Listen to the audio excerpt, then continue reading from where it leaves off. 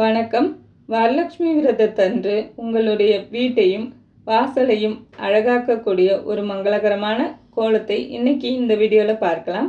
முதல்ல 5லேருந்து 3 வரை இடைப்புள்ளி வச்சுக்கோங்க. இப்போது கோலத்தோட மையப்பகுதியிலேருந்து ஆரம்பிக்கலாம்.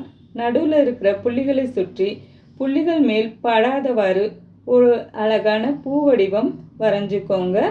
இந்த இதழ்களுக்கு உள்ள சின்ன சின்ன வட்ட வடிவ டிசைன்களை வரைஞ்சி பூவை இன்னும் அழகாக்கிக்கலாம். அடுத்ததாக பூவோட மேல் பகுதியில் இலை வடிவங்களை வரைஞ்சிக்கலாம்.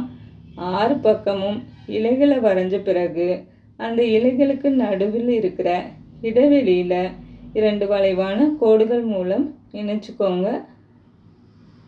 இப்போது அந்த கோடுகளுக்கு மேலே பூவோட பெரிய இதழ்களை வளைவாக வரைஞ்சிக்கலாம். கோலத்தோட ஒவ்வொரு வளைவையும் நிதானமாக ஒரே அளவாக வரையும்போது தான் கோலம் பார்க்க ரொம்ப நேர்த்தியாக இருக்கும். இப்போ கோலத்தோட அடுத்த பகுதிக்கு போகலாம்.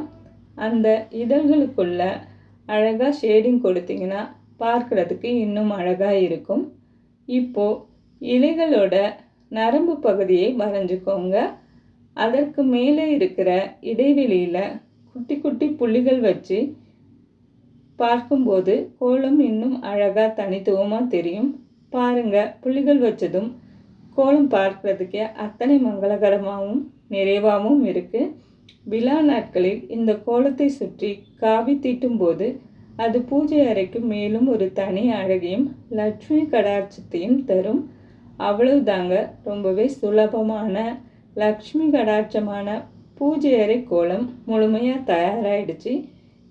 இந்த வரலட்சுமி விரதத்தன்று நீங்களும் உங்கள் வீட்டில் இந்த கோலத்தை போட்டு மகிழுங்கள்.